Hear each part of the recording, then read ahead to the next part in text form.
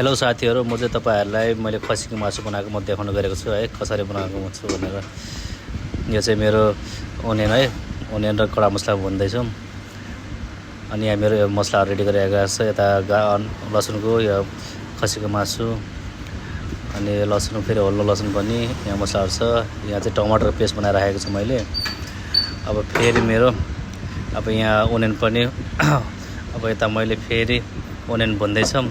अब यसलाई भएर मेरो ब्राउन भइसकेको छ। ओनियन चाहिँ ब्राउन बनाउनुपर्छ। अब फेरि म मासु हाल्नु गएको छु यसमा।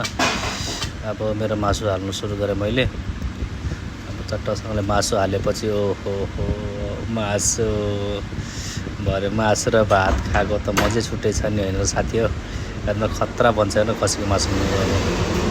चट्टसँगले सबैलाई मजाले हालेर यसरी मजाले हालेर यसलाई चलाउनु पर्छ एकछिन। चलाएर अब अहिले चाहिँ म मसला हाल्नु गएको छु। यो चाहिँ मेरो अन रेसिपी मसला हो, मैले आफैले बनाएको मसला छ। यो अहिले हालेको चाहिँ अब यसमा चाहिँ अब अरु चाहिँ यो चाहिँ हल्दी भइहाल्यो। यो पनि होममेड हो, मेरो घरकै हर्दी हो, आफ्नै बारीको। अब यसलाई मजाले आफूलाई कति चाहिन्छ त्यसको अनुसारले चाहिँ हाल्ने यो हल्दी। अब मलाई चाहिँ अब यति लिन सक्छ भने म यति मात्र हालेँ। अब त्यसपछि फेरि म अर्को अब म फेरि सेन्चुरी मसला हाल्न गएको छु। यो चाहिँ सेन्चुरी मसला, यो चाहिँ अब रेडिमेड मसला हाल्यो। त्यसपछि मसँग अर्को करेन्ट पिट मसला छ, यो करेन्ट पिट मसला हाल्नु गएको छु म। अब यो पनि मैले हालेँ। अब यो हालेपछि म फेरि अर्को लिँदैछु अब ब्ल्याक पेपर। यो चाहिँ ब्ल्याक पेपर, यो पिरोको लागि ठिक हो, तर यसरीले पनि त्यति असर गर्दैन, राम्रो हुन्छ धुलो खुर्सानी भन्दा। एकछिन त्यसलाई मजाले चलाउने, एकछिन चलाएर मजाले चाहिँ स्लोमा पकाउनुपर्छ ल मजाले। अब तपाईहरुले कसरी पकाउनुहुन्छ हैन, तपाईहरुले चाहिँ अब तपाईहरुको अनुसारले कसरी बनाउनुहुन्छ।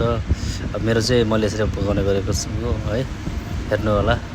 अब मेरो मासु मजाले चलाएर अब यसलाई स्लो आँचमा अब एकछिन पछि छोड्नुपर्छ। अब मजाले चलाएँ मैले। अब यसलाई एकछिन यतिको देखेछ। अब चाहिँ अब तपाईको टक्क लाएर एकछिन अब हल्का मलाई चिली कम भयो, फेरि मैले चिली पाउडर हालेको छु अलिकति, अलिक कलरको लागि। यो चाहिँ यो पिरोमा छैन यो चिली चाहिँ।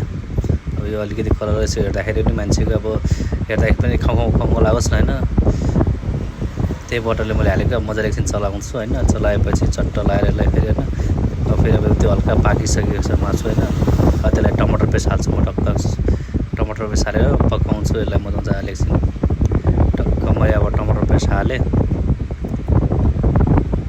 अब टमाटर पेस्ट हालेपछि फेरि एकछिन त्यसलाई मजाले एकछिन फेरि चलाउनु पर्छ है। यसरी चलाएँ। यसरी अब एकछिन चलाएर मजाले मिक्स गरेँ। मजाले यसरी मिक्स गर्नुपर्छ, किनकि अब टमाटर पनि सबै मासुहरुमा लाग्नुपर्छ कि। पुरा यति पनि भयो मेरो मासु।